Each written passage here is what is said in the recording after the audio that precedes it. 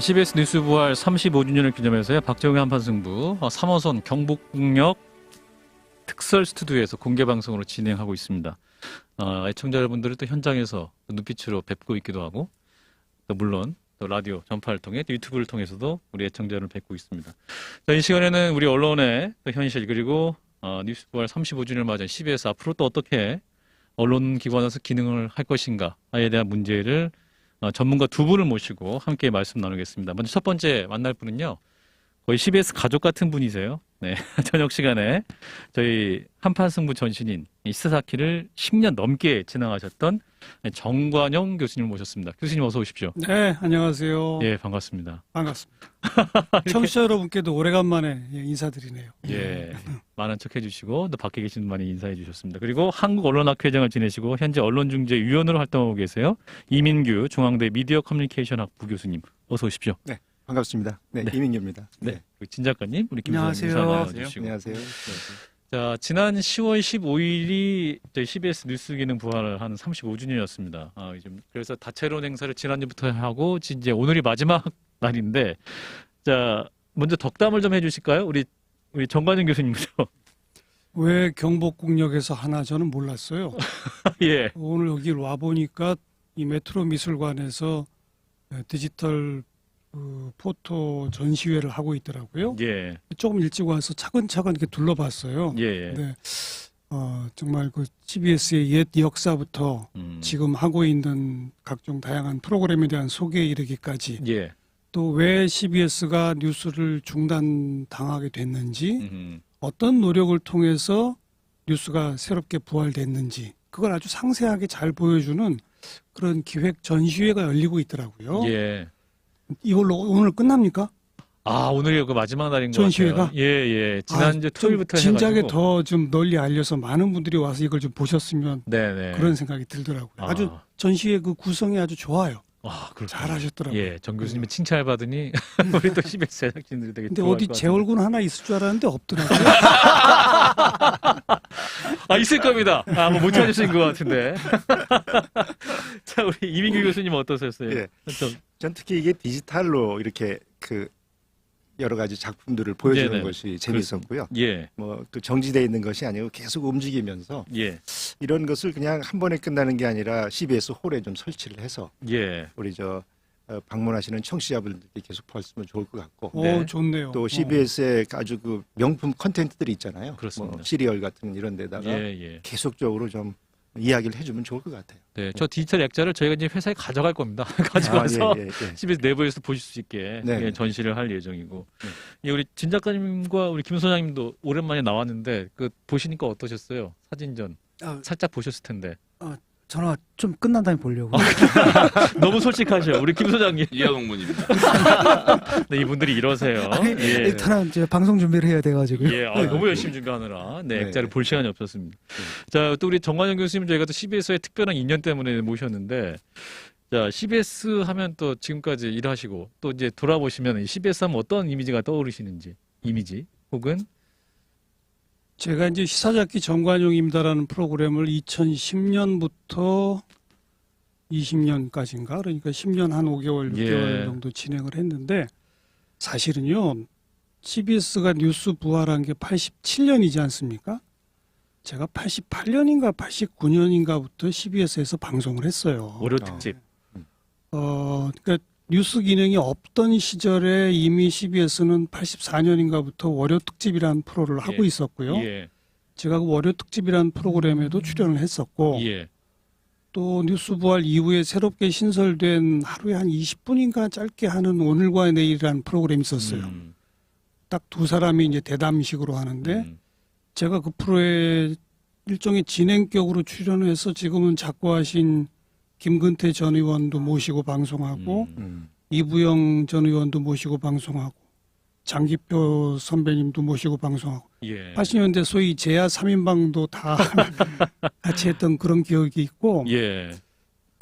그러다가 시사자키라는 프로그램이 처음 만들어진 게 90년입니까? 91년입니까? 아무튼 그럴 거예요. 예. 그 시사자키라는 프로그램 처음 스타트 할 때부터 제가 일주일에 한 번씩 정치 평론을 담당해서 90 93년 초까지 줄곧 했어요. 예. 그러니까 어떤 CBS 뉴스부활 이후 각종 시사 프로그램에 단골로 출연을 했었고 한 증인이시네요. 4, 5년 동안 예, 예. 뭐 또 당분간 좀 활동을 쉬었다가 시사자키 프로그램 전에 또 라디오 저널인가 하는 시사 프로그램 오후에 하던 프로그램을 진행한 적도 있었고 음흠. 그건 뭐 그리 길게 하진 않았습니다만 예. 그러니까 저로서는 CBS가 저의 방송 고향이고요. 또 지금까지 제가 뭐 여러 방송에서 많은 프로를 진행했지만 10년 넘게 진행한 건 현재까지는 시사자키가 유일합니다. 그렇습니다. 3층에 그 동판이 아직도 잘 걸려 있습니다.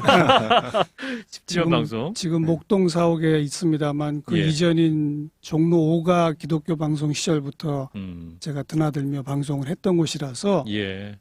참 저로서는 제 방송 인생 하면 CBS를 떼놓고 얘기할 수가 없고요. 또 그때부터 지금까지 계속 같은 어떤 방향으로 CBS가 기능을 하고 있기에 또 제가 계속 함께 할 수 있었던 것이 아닌가 생각을 해서 정말 뭐 사랑하는 방송국입니다. 이 사랑하는 방송이기 때문에 저희가 또 나와주십사 부탁을 드리니까 바로 이렇게 너무 감사하게 달려주셨어요. 특히 이런 특집이라면 제가 안 나올 수가 없죠. 우리 다솜바리님, 호연지기님, 정인왕님, 박규태님 등등 많은 애청자 여러분들이 정관영 선생님 너무 보고 싶었고 반갑다. 눈물 날 정도로 홈커밍데이다라는 말씀도 보내주고 계십니다. 자, 우리 이민규 교수님은 혹시 우리 CBS 저하고 인연. CBS 관계는 제가 70년대 한참 그 우리 시국이 좀 복잡할 때 제 네. 친구가 CBS에 그 올라가서 예. 그 이 어떻게 보면은 이 시국을 한탄하면서 좀 열사가 된 경우가 있어요. 예. 그런데 그게 좀 79년이죠. 79년인데 이게 좀 CBS 자체적으로 좀 규명이 돼야 되고 그 당시 참 어려운 시절에 그 광주 민주화 운동을 좀 알리고자 해서 그 CBS에 그 올라가서 이 좀 외치면서 그 자기의 그 생을 마감했는데 예. 그 당시는 이제 보도 통제로 전혀 보도가 안 됐었죠. 그래서 이제 이게 다시 규명이 되고 우리 민주화 운동의 중심이 CBS였다라는 예. 그러한 것이 좀 규명이 돼야 될 것 같고요. 그때 제가 참 제 친구가 그 생을 마감해서 많이 울었습니다. 그런데 그때 이제 그 중심에 CBS가 있었고 많은 언론사들이 있었지만은 이 친구가 종로 5가 그 기독교 빌딩 올라가서 5층에서 자기가 쓴 친필 글을 뿌리면서 이제 어떻게 보면 열사를 했거든요. 아하. 그런 것도 보고 또 제가 이제 또 이 그 학교에 있으면서는 CBS 그 시청자위원으로 한 두 텀 정도 해갖고 이 프로그램에 대해서 제가 많이 좀 연구를 하게 됐어요. 특히 아하. 인터넷 방송을 할 때 제가 좀 얘기가 처음에는 이게 큰 CCTV 하나로 다 커버했거든. 예. 개인적인 그 카메라가 아니라 그래서 이게 무슨 CCTV 방송이냐 해갖고 좀 개선하게 된 좀 어떻게 보면 뿌듯한 보람을 그 느낍니다. 모니터 덕분에 화면도 많이 좋아지고. 예, 화면도 좋아요. 처음에 그냥 이런 카메라가 아니라 예. 그냥 카메라 하나 갖고 다 커버했어요. 예. 그러니까 이게 어디 뭐 감옥에서 하는 방송인가 생각이 들었는데 이거 너무 그렇다. 이 예. 개인의 이게 중요한데 그래서 예. 제가 감사드립니다. 시청자 그 회의 때 좀 강하게 시청자 위원들의 역할이 컸군요. 예, 환경이 그렇습니다. 좋아지는 거는. 예. 그렇습니다. 예, 그렇게 이제 오랜 역사를 바탕으로 이제 저희 보이는 라디오도 많이 좋아졌습니다. 유튜브로도 생방송으로 아주 잘 열심히 잘 하고 있고요. 자, 요즘 그래서 CBS 뉴스 시사 프로그램 이 정관용이 없는 CBS 과연 제대로 할 수 있을 것이냐라는 굉장히 큰 우려 속에 자, 한판 승부도 열심히 출발을 했는데 정 교수님 어떠세요? 요즘 CBS 뉴스나 시사 프로그램 보시거나 또 CBS 보도국의 뉴스 듣고 보시면서 쓴소리 혹은 뭐 칭찬하실 거 있으시면 칭찬도 해주시고 쓴소리를 해주시고. 아까도 잠깐 말씀드렸습니다만 그냥 꾸준해요. 아, CBS는 큰 기복이 전 별로 있지 않다고 생각합니다. 꾸준히 지지부진합니까? 꾸준히 잘하고 있으면 꾸준히 아니, 잘하고 있다는 말씀인가요? 꾸준히 잘하고 있죠. 아, 그런가요? 지나치게 어느 한쪽으로 치우치지 않으면서도 예. 그러나 이제 CBS의 기본 정신이 사회적 약자 편에서 네. 또 그러면서 좀 미래지향적인 가치를 추구하는 뭐 친환경, 평화 추구, 인권에 대한 존중 뭐 이런 것들 아니겠습니까? 예. 그 정신을 뭐 방송에 조금씩이라도 계속 녹여내려는 노력 그런 것들이 있는 것 같고 또 요즘 극단적으로 양 진영으로 갈려서 마치 무슨 시사 프로그램이 아니라 시사 농담쇼 하는 것 같은 그런 방송들이 많은데 시사 농담쇼 같은. 그런 거에 비해서는 CBS는 네. 그래도 좀 품격을 지키고 아하. 또 사실에 기반해서 올바른 가치를 추구하려고 이성적이고 합리적인 대화를 하자. 이런 정신을 아직은 좀 지키고 있지 않나. 아하. 그런 기대를 갖고요. 물론 제가 할 때보단 좀 못합니다만 저도 그렇게 생각하고 있습니다, 교수님. 자, 진 교수님 말씀 받아서 셀프 비판해 주세요. CBS 한반도뿐만 아니라 혹은 뭐 CBS 저기 보도. 먼저 아, 김 소장님. 전 옛날에 퇴근길에 사실은 교수님 그 시사자키. 시사자키 예. 들으면서 퇴근을 자주 했던 기억이 있는데 이제 그때부터 CBS에 제가 갖고 있는 CBS에 대한 이미지 뭐냐면 되게 교양 있다. 이게 좀 차분하고 뭐 이렇게 크게 하는 건 없어도 사안을 하나씩 정리하고 이쪽 얘기도 들어보고 그래 그건 그대로 이건 이거대로 하는 것을 들었던 기억이 있습니다. 그래서 좀 예. 이 마음의 불편함 없이 방송을 들을 수 있었는데 네. 한판 승부는 제가 기획한 게 아니기 때문에 들으시는 분들이 좀 불편하시지 아, 않을까라는 불편하십니까? 걱정이 항상 좀 예. 있는 상태로 하고 있는데 프로그램 좀 성격이 많이 바뀌었으니까요. 예. 여튼 아까 교수님 말씀 들으면서 아 나만 잘하면 되겠구나 생각했습니다. 아, 이 겸손의 말씀을. 자, 우리 이민규 교수님이 또 시청자 연도 많이 해주셨는데 예. 요즘 CBS 뉴스와 또 시사 프로그램 보시면서 쓴소리 얼마든지. 저는 이제 그 CBS를 예.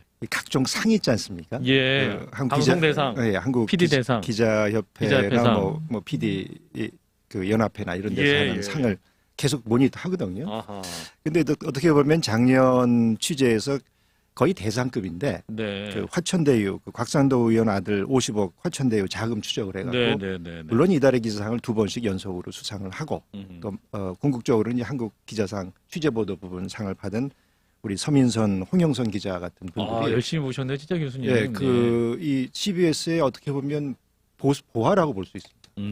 좀 딴 데 뺏기지 않도록 예. 계속적으로 좀 좋은 그 이 대우를 좀 해주시면 좋을 것 우리 같습니다. 서민성 기자. 왜 특별히 해주셨어요? 예, 그리고 예. 또 올해도 이 계속 그 8월, 9월 이게 이달의 기사를 한번 받기가 참 힘들거든요. 그렇죠. 워낙 네. 또 이 경쟁이 심하고 또 우리가 이 CBS가 갖고 있는 어떤 방송 라디오의 어떤 플랫폼의 한계가 있는데 예. 그럼에도 불구하고 굉장한 그 실력을 발휘하세요. 예. 그리고 꼭 그 중앙에 있는 CBS뿐만 아니라 예. 지역 CBS도 상당히 그 이 지역의 큰 빛과 소금의 역할을 해서 예. 어떻게 보면은 취재력에 있어서는 거대한 그 언론사보다는 상당한 이 영향을 발휘한다. 그런데 좀 어떻게 보면 아쉬운 건 뭐냐면 예. 이 기획 취재 부분 어떻게 보면 속보성 특종들은 강한데 예. 뭘 누가 뭘 했다. 그리고 이제 거대 담론식으로 누가 잘못했다. 예를 들어서 이번에 380일에 상을 받은 몰락한 가불그룹 회장의 계기 자금 추적기 예. 뭐 이런 그 CEO들의 잘못된 문제, 그다음에 네. 김승희 보건복지부 장관의 음. 정치자금 뭐 그 추적한 보도들? 추적한 거 이런 것들 굉장히 훌륭한데 예. 좀 미시적으로 그 우리 삶에 필요한 어떤 잡히진 않지만 굉장히 중요한 것들 뭐 은둔자들의 이야기라든지 아니면 뭐 우리 뭐 미국에서 최근에 많은 그 관심이 됐던 낙태권 문제 뭐 이런 문제를 해서 좀 이제는 거대 담론에서 좀 생활형 미시 담론으로 취재의 포커스가 좀 가야 될 것 같고 그리고 취재 보도는 굉장히 강한 것 같아요. 그런데 예. 이제 이 기획 보도 아무래도 인원이 좀 그렇게 많지 않기 때문에 그런 예. 면은 있지만 좀 긴 호흡을 갖고 하는 것이 필요하지 않을까 알겠습니다. 생각합니다. 네. CBS 뉴스부활을 맞아서 또 칭찬도 많이 해주셨고 또 기획의 탐사 보도 이런 부분에서 더 보완해달라는 말씀을 해주고 계십니다. 자, CBS 뉴스부활 35주년 주년 특집 좌담 정관영 교수, 이민규 교수와 함께하고 있습니다. 네, CBS 라디오 박정희 한판승부 CBS 뉴스부활 35주년 특집 좌담을 함께하고 있습니다. 경복궁역에 메트로미술관 내에 설치된 특설 스튜디오에서 현장에 또 많은 애청자 여러분과 함께하고 있습니다. 손을 흔들어주고 계신 분도 계시고, 예, 박수 쳐주고 계시고, 저 휴대폰으로 한판승부 응원합니다라고 또 이렇게 메시지까지 보내주고 계시네요. 너무 감사합니다. 박소연님은 검색해보니까 CBS가 대한민국 첫 민연방송이군요. 오늘 많은 걸 알게 됐다라는 말씀. 해피해피님도 68년 역사 깊군요. 말씀 주셨는데, 예, 제가 홍보를 부족했군요. 더 열심히 말씀을 드리겠습니다. 그리고 박은경님도 유튜브로 퇴근길에 좋은 친구가 되어 고맙다는 말씀. 특히 김성애 소장님 팬이라고, 네, 진중권 작가님 팬도 많이 있으신데 네, 김영삼님은 또 진작가 팬이라고 또 말씀 주셨습니다. 자, 정관영 교수님 그리고 중앙대학교 이민규 교수님 두 분 모시고 함께하고 있는데요. 자, 이제 현 정부 들어서 또 언론 문제 좀 많이 짚어보도록 하겠습니다. 언론계 현안. 자, 어떻게 보시는지 최근에 이제 그 대통령 해외 순방 시 MBC 취재진에 대한 전용기 탑승 거부 문제로 굉장히 또 이 이슈가 됐는데 정관영 교수님 어떻게 보십니까? 대통령실과 언론과의 갈등 최근 문제.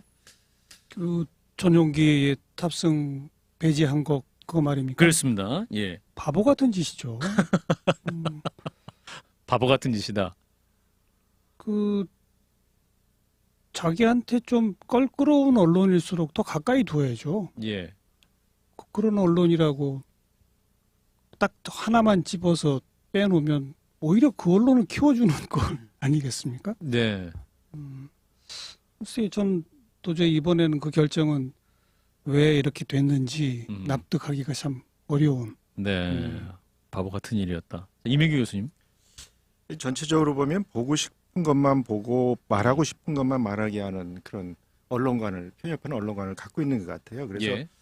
어떻게 보면 이게 국민의 알 권리 차원에서 이번에 그 한미 한중 한일 그 회의가 굉장히 중요했고 여기에 대해서 뭐 이 언론이 국민을 대변하기 때문에 어떤 브리핑도 하고 또 여러 가지로 그 포용을 했어야 되는데 예. 본인이 친분에 있는 특정 기자만 따로 불러서 뭔 얘기하는지 모르고 뭐 얘기를 하고 예. 물론 거기에 CBS가 좀 포함돼서 좀 아쉽긴 하지만 그러나 그런 태도를 보인다는 것이 마치 편가르기를 하는 게 아닌가 하는 좀 걱정이 들고 예. 이제 임기 초반인데 이게 어떻게 진행될지 또 전 세계적으로 이게 또 큰 또 희화화가 되고 있지 않습니까? 예. 이런 문제도 좀 관심을 기울여야 될 것 같습니다. 예. 기자 2명만 따로 불러서 이야기했다는 그거 말씀하시죠? 네. 그 CBS 기자는 무슨 얘기했대요? 아직 추진 안 됐습니다. 빨리 그걸 확인해서 좀 보도를 하셔야지. 알겠습니다. 예. 오해가 일단 풀고 저희가 그 문제는 나중에 또 다뤄보도록 하겠습니다. 그리고 정부와 이제 언론 관계가 이제 문제가 되다 보니까 자연스럽게 이 공영방송 문제에 관련해서도 계속 얘기가 나오고 있습니다. 독립성 보장을 위한 지배구조 개선론이 시급하다라는 얘기 많이 하고 있는데 관련 문제는 이민규 교수님이 또 많이 다루셨기 때문에 예, 그 참 공영방송이 또 정권이 바뀌면 또 이게 저 외풍을 받게 되고 그러는데요. 저희 그 언론학계에서는 좀 이 독일 모델, 그러니까 이게 어떤 특정 정치 세력에 추천하는 것이 아니라 사회 각 그 계층들이 참여를 해서 도저히 그 이를 한두 사람이 아니고 굉장히 많은 분들이 이 지배구조 개선에 참여하시잖아요. 네. 그렇게 해서 좀 이 사실 정권을 대변하는 공영방송이 아니고 국민을 대변하는 공영방송이 될 수 있도록 노력을 좀 해야 되는데 예. 그런 문제가 정치권에 맡기다 보니까 이게 미진한 것 같아요. 지지부진하고 말은 한다고 그러는데 진행이 안 되고 있는데 예. 뭐 이때 좀 한판 승부를 해야 되지 않을까 생각이 듭니다. 네. 자, 정 교수님. 그 이제 종편이라는 채널들이 만들어지기 전 네. 그러니까 지상파 위주의 방송을 갖고 있을 때 네, 네. 대한민국은 전 세계에서 아주 그 사례를 찾기 어렵게 다공영 일민영 체제였습니다. 예. 보세요. MBC, KBS, EBS 다 공영이잖아요. SBS 하나가 민영이었던 이제 그런 시스템이었어요. 그래서 이제 말이 공영이지 정권이 바뀌면 그 정권과 친한 사람들이 방송국 내에서 득세하는. 그래서 방송의 내용이 이리 갔다 저리 갔다 하는. 제가 그 뭐 워낙 오래전부터 뭐 특히 KBS에서도 방송을 많이 하고 그래가지고 예. 보면 김대중 정부, 김영삼 정부, 김대중 정부 때까지는 뭐 그나마 조금 그래도 그 방송 자체가 이리저리 이렇게 그 휩쓸리고 치우침이 좀 적었어요. 예. 근데 노무현 정부 때부터 그다음 이명박, 박근혜, 문재인 이렇게 정권이 바뀌면 정권의 성향과 비슷한 색깔을 갖는 사람들이 그 방송사 내에서 득세를 합니다. 네. 그리고 그 이전 정권에서 활약하던 방송사 인원들은 저리 어디 좌천을 당하거나 또 방송을 공정하게 잘하고 있던 사람을 잘라요. 저도 그래서 이명박 정부 때 KBS 열린 토론, 심야 토론 한꺼번에 다 잘렸지 않습니까? 예. 그래서 CBS로 복귀하셨습니다. 아무튼 뭐 그런 일들이 이거는 뭐 민주당 정부 뭐 또 이쪽 국민의힘 쪽 정부에 관계없이 아하. 계속 반복되다 보니까요. 예. 조금 적나라하게 표현하면 지금 뭐 KBS나 MBC나 같은 그런 방송국 내에서는 직원들 사이에서도 서로 밥도 안 먹어요. 완전히 양갈래가 젖어 있습니다. 이건 정말 극도로 심각한 문제예요. 네. 그리고 또 하나 지적하지 않을 수 없는 건 문재인 정부가 집권하기 전에 박근혜 정부 말이죠. 그때 이 공영방송의 좀 지배구조 개선하기 위해서 민주당 쪽에서 법안을 낸 내용이 이게 기본적으로 이사회에서 과반 득표로 대표를 뽑지 않습니까? 그렇죠. 그리고 사장을 누구를 시키느냐가 핵심이거든요. 이러지 말고 이사회에서 그래도 3분의 2의 동의를 얻도록 하자. 그렇게 되면 정권이 바뀌든 어떻게 되든 야당도 동의할 수 있는 사람으로 사장을 시킬 수 있는 거 아니냐. 그런 법안을 제출했어요. 예. 그리고 그 당시 저는 이제 방송 활동 한참 하고 있을 때니까 이거는 뭐 어느 당이 됐건 서로 받아들이시다. 동의할 수 있으니까 빨리 합시다라고 예. 강력히 저 방송을 통해서도 얘기를 했는데 정작 대통령 되고 나니까 달라지더라고요. 왜 달라질까요? 교수님? 이러다 보면 사장을 영원히 임명 못할 수도 있다 이렇게 되면서 그러니까 결국 정권을 쥐면 공영방송이 자기 입노릇을 해주기를 기대하는 것이죠. 근데 또 그 사이사이에 사장을 바꾸다 보면 정현주 사장 같은 경우 무리하게 바꿔가지고 소송해서 다 졌잖아요. 정부가. 그렇습니다. 그 정현주 사장은 해고됐습니다만 그 해고 자체가 다 무효가 됐어요. 그렇다고 복귀할 수 있는 건 아니죠. 그럼 지금 이제 윤석열 정부 집권 초반인데 지금은 이제 문재인 정부 때 임명된 사장들을 바꾸고는 싶은데 못 바꾸는 거예요. 또 과거에 그런 전례를 있다 보니까 무리한 전력이 있으니까. 뭐 함부로 바꿨다가는 또 법정에 가서 또 질 것이 뻔하고 이러다 보니 이제 정치권에서 나서서 정당들이 나서서 MBC를 비판하고 뭐 이태원 참사도 MBC의 어떤 보도 때문이다라는 얘기 또 하고 뭐 이렇게 지금은 일시적으로 정권과 공영방송이 갈등을 빚는 양상으로 보여집니다. 예. 아마 현 사장들의 임기가 지나면 분명히 또 그쪽 입맛에 맞는 사장을 어떻게든 안치려 하고 그렇죠. 방송을 또 바꾸려고 할 거예요. 이처럼 어찌 보면 우리 사회의 중심을 잡아야 할 공영방송이 정권마다 이리저리 휩쓸려 다니는 세월이 벌써 20년 이렇게 되다 보니까 저는 이건 국가적 비극일 수 있다. 특히 요즘 언론 환경이 너무 척박한데 공중파 방송마저 중심을 못 잡아준다면 어디서도 제대로 된 언론의 어떤 그 상황을 기대할 수가 없거든요. 그래서 하루빨리 이 공영방송의 지배구조를 제대로 좀 만들어낼 수 있는 법 제도가 만들어져야 합니다. 예. 제가 아까 문재인 정부 집권 이전에 나왔던 안이 됐건 아니면 다른 어떤 안이 됐건 뭐 빨리 지금 변화가 있어야 됩니다. 그렇습니다. 언론노조에서 이제 공영방송 정치 독립을 위한 입법 청원을 언론계 내부에서 막 진행하고 있는 상황인데 시민들도 많이 관심을 가져주시면 좋겠고요.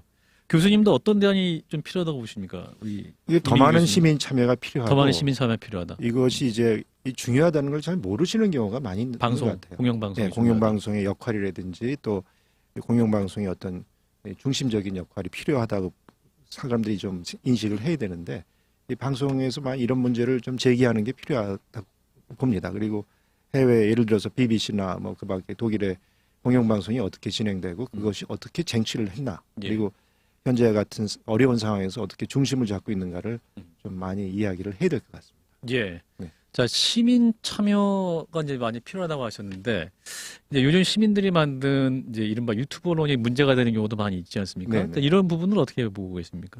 유튜브하고는 좀 별개의 별개의 문제죠. 문제로 봐야 된다. 네네. 유튜브는 이제 어떤 개인의 공간이고 또 자신의 그 의견을 강하게 얘기하는 곳이기 때문에 예. 이러한 측면을 좀 공영방송이 상쇄시켜줄 역할을 해야 되는데 거기에 부안해동하면 안 되는 거죠. 예. 자, 공영방송 지배구조 문제 진 작가님과 김 소장님도 한 말씀씩 하고 다음 이슈 넘어가 볼까요? 진 작가님. 예.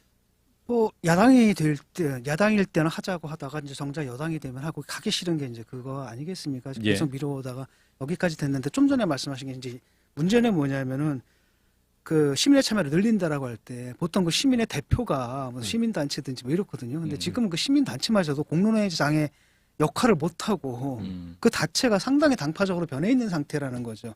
그렇게 해봤자 이런 측면도 있거든요. 그래서 뭐 그건 그렇다 치더라도 어쨌든 시스템을 바꿔서 어느 한 정권이 양보를 해야 되거든요. 그래서 저는 지난 정권에서 그걸 했어야 된다고 보는데 그걸 안 하고 그냥 넘어왔고 이번 정권에서도 자기들은 뭐죠 별 문제 의식 자체도 없고 또 하고 싶지도 안 한다란 말이죠. 그래서 적어도 이 문제를 빨리 해결하지 않으면은 왜냐 지금 보게 되면은 뭐 그 레거시 미디어가 위협을 받고 있잖아요. 예. 대부분의 정치적인 정보들을 사람들이 이제 레거시 미디어를 통해서 획득하기보다는 인터넷 뉴스, 뭐 페이스북, 뭐 트위터라든지 이런 데서 통해서 얻는 경우가 많아지는데 예.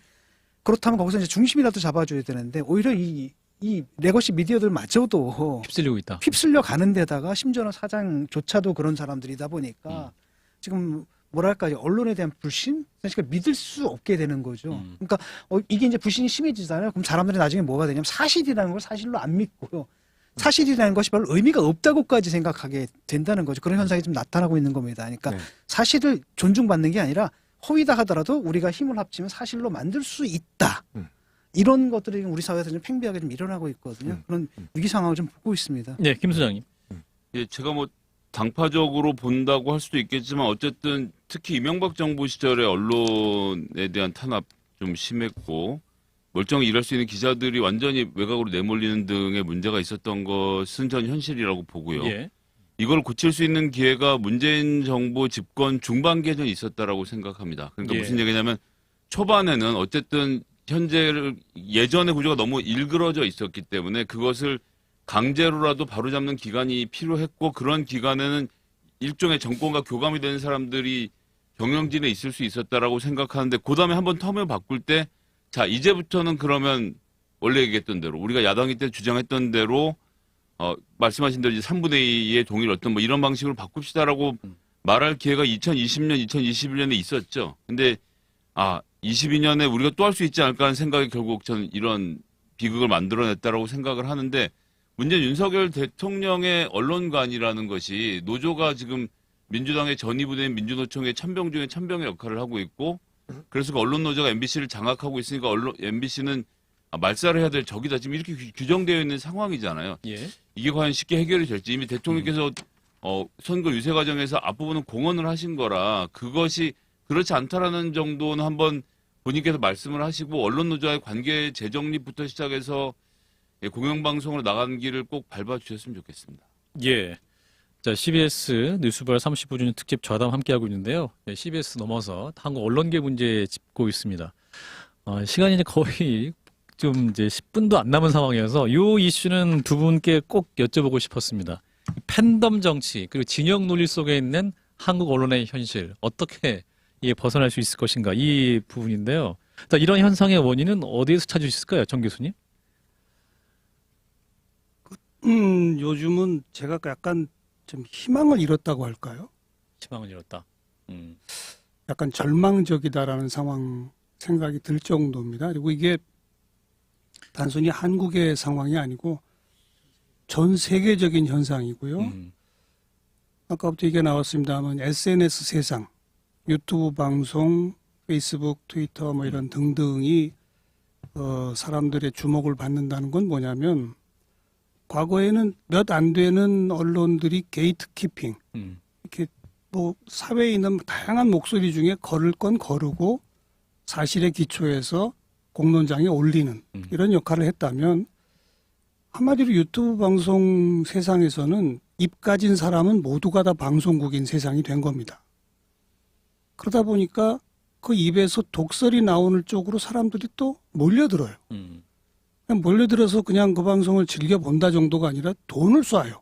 그러니까 이게 재화 어떤 재생산의 그 구조를 다 갖춰버렸단 말이에요. 수익 구조까지 생겨버리니까. 그러니까요. 예. 그러니까 뭐 양쪽으로 점점 더 극단화되고 가짜 뉴스를 그냥 버젓이 생산해내고 이런 세상이 펼쳐졌는데 중요한 건 악화가 양화를 구축한다고 일반 대중들도 정치 시사 방송하면 딱딱하고 재미없어 하다가 그렇게 막 독설을 하고 내지는 자기들끼리 모여서 히히덕거리며 남을 비아냥하고 감정을 분출하고 이런 건 재밌다고 또 본단 말이에요. 예. 그러다 보니 아까도 몇 분이 언급하셨습니다만 기성 언론마저도 그런 쪽을 자꾸 흉내내고 좀 비슷하게 따라가고 예. 물론 언론사는 진보적인 색채, 보수적인 색채, 자기 색깔을 분명히 갖고 낼 수 있습니다. 내야 됩니다. 저는 보수 진보를 탓하는 게 아니라 특정 당파성과 정파성을 탓하는 거예요. 제가 보수적 입장이다, 진보적 입장이라 하더라도 사안에 따라서 특정 당파와 특정 당에 대해서 비판하고 시작할 건 해야 되는데 그렇죠. 이미 당파적으로 딱 규정되어 있으면 그쪽 당이나 그쪽 진영이 하는 행동은 무조건 오케이. 반대가 하면 무조건 비판. 이거는 합리적 이성의 대화가 아닌 거거든요. 예. 감정의 정치가 되는 거거든요. 이렇게 되면 민주주의가 사라집니다. 우리는 그 현장을 미국에서 다 봤어요. 트럼프라고 하는 저는 뭐 좀 심하게 표현하면 인간 같지도 않은 사람이 대통령이 되고요. 국회의사당 그러니까 국회가 아니죠. 미국 의사당을 점거를 점거하고. 하고요. 예. 그걸 대통령이라는 사람이 부추기고요. 이런 일들이 버젓이 벌어지는 그 뿌리에는 그 근간에는 지금 제가 말한 이런 범세계적인 SNS 지배 현상이 도사리고 있습니다. 그렇좀 이럴 때일수록 정신을 차리고 중심을 잡는 역할을 누군가 해야 되는데 그 중심 잡아야 할 곳마저도 휩쓸려 가고 있다. 그래서 참 이걸 어떻게 해결할 수 있을지 극복할 수 있을지 또 희망을 찾기보다 좀 너무 절망적이다는 생각이 들고 이런 뉴스를 소비하는 소비자들도 자꾸 자극적인 데에 노출되다 보니 좀 교양 있고 품격 있는 방송들은 또 안 봐요. 즐겨 듣질 않습니다. 예. 그러니까 옛날에는 그저 그냥 당파성이 문제였다면 이제는 당파성에다가 또 천박해지는. 뉴스의 이런- 시사 예능화가 되면서. 그러니까요. 예. 뭐 제가 아까 시사 농담쇼 이런 표현을 썼습니다만 참 이 자꾸 사회가 이렇게 되다 보면 정치인들도 이런 현상을 외면할 수 없기 때문에 정치인들도 그렇게 극단적으로 양극화되어 있는 사람들 쫓아다니는 게 팬덤 정치 아닙니까? 그렇습니다. 바로 그런 팬덤 정치 그리고 그들이 경제적 재생산 구조까지 만들어주는 일종의 유튜브 방송 세계 예. 또 거기에 휩쓸려 다니는 공영방송이나 뭐 이런 형태 참 안타깝다는 얘기밖에 못하겠어요. 네. 이민규 교수님. 일단 저는 스마트몹이라고 이 디지털 기기를 가지고 굉장히 재치 있게 자기들의 의견을 모으는 이런 현상들이 좀 심각해져서 그걸 통해서 어떻게 보면은 그 언론이 부안해동하는 경우가 있고 지금 언론들이 다매체 다채널 시대가 돼갖고 굉장히 수익에 민감한 것 같아요. 이런 문제를 어떻게 보면은 그 중심을 잡을 언론이 필요한데 예. 미국 같은 경우는 이제 NPR 같은 공영방송이 기부를 받아서 또 굉장히 좋은 프로그램이 있지 않습니까? 네. 모든 거를 고려한다. All Things Consider라는 프로그램을 통해 갖고 라디오긴 하지만은 전 국민의 어떤 교과서적인 역할을 하고 있는데 그런 언론이 좀 우리가 좀 필요하고 국민들에게 교육도 좀 시키고 또 설득도 하고 예. 또 그 설득하는 방법도 우리 CBS가 추구하는 어떤 젊은 층을 소구하기 위해서 시리얼 같은 그런 새로운 그 플랫폼을 통해서 좀 접근을 해야 되는데 너무 현재 언론들은 경직돼 있고 또 그 형식주의에 잡혀 있어서 예. 그런 면을 좀 많이 우리 언론도 고민을 해야 되고 이 어떤 자료 데이터의 중심을 두고 이 포털 중심이 아니고 좀 언론 스스로의 자정 노력을 좀 이 소비자, 독자나 시청자, 청취자를 알 수 있는 좀 노력이 필요하지 않을까 생각이 듭니다. 예. 지금 귀한 말씀 듣다 한 약 3분여 정도 남았는데요. 음. 아까 이제 정관영 교수님이 희망이 없다 말씀하셨지만 그리고 또 희망을 노래하고 희망을 찾기 위해 또 이 자리에 모셨기 때문에 희망 어떻게 만들 수 있을까요? 자, 정 교수님 1분, 이 교수님 1분, 두 분 또 30초씩. 네. 억지로 희망을 이야기하면 안 될 것 같아요. 아, 저는 지금의 문제의 심각성을 우리가 좀 더 뼈저리게 느껴야 한다. 정말 절망적이다라고 하는 그런 인식을 좀 가질 필요가 있어요. 예. 아직 바닥을 안 친 것 같습니다. 바닥을 쳐야 뭔가 이 극복할 길이 보이는데 예. 다만 이제 아까 공영방송 MBC, KBS가 이제 맨날 왔다 갔다 해서 이제 문제라는 얘기는 했습니다만 그 시절을 돌이켜 보면 그래도 CBS는 중심 역할을 좀 해온 거 아닌가. 그래도 기준점을 좀 잡아오지 않았나 하는 그런 생각을 해보고요. 예. CBS가 앞으로도 계속 그런 역할을 좀 지속적으로 해주기를 당부드립니다. 중심 잡고 제대로 방송하라라는 말씀까지. 자, 이민규 교수님. 우리 성경에도 보면 빛과 소금의 역할을 좀 하라는 얘기가 있는데 예. 이게 어떻게 보면은 좀 짜잖아요. 소금이. 그다음에 빛은 눈이 부신데 예. 그런 역할을 이제 CBS가 비록 그 소규모고 또 여러 가지 그 이 플랫폼상 좀 어려움이 있지만 예. 그런 역할을 할 수 있게 이 기자 한 분 한 분들이 그 어떤 우리 사회의 어려운 자, 또 말할 수 없는 자들을 대변하는 역할을 좀 해야 된다는 좀 그 소명 의식이 필요할 것 같습니다. 예. 두 교수님이 한판 클래스처럼 언론에 갈 길이 무엇인가에 대해서 강의같이 또 귀한 말씀 많이 주셨는데 오늘 두 분이 이렇게 묵묵하게 말씀을 듣고 있는 건 굉장히 이례적인 상황이었어요. 진 교수님, 자 앞으로 우리 한판 승부 10에서 어떻게 방송할 각오한 말씀.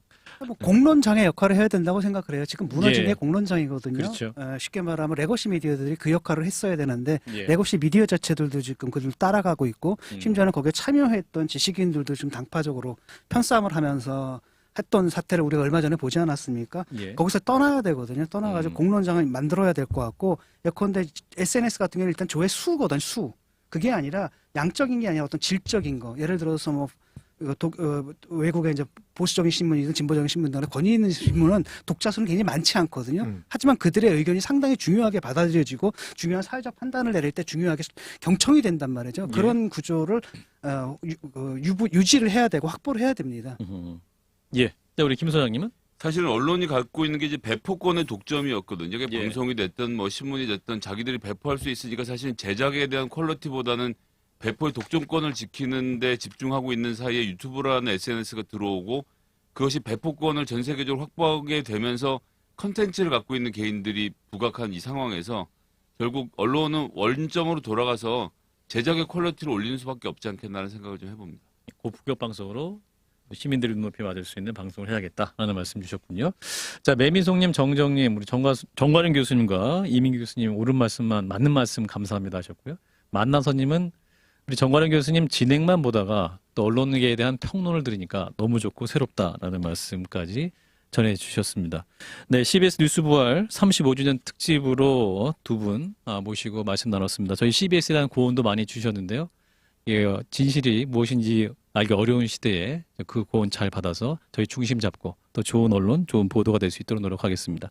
또 애청자 여러분 주시는 그러한 쓴소리도 항상 마다하지 않고 겸손히 경청하도록 하겠습니다. 자, 오늘 함께해 주신 중앙대학교 미디어 커뮤니케이션 학부 이민규 교수님, 국민대학교 정관영 특임 교수 두 분 고맙습니다. 네, 고맙습니다. 네. 좋아요, 구독! 알림 설정.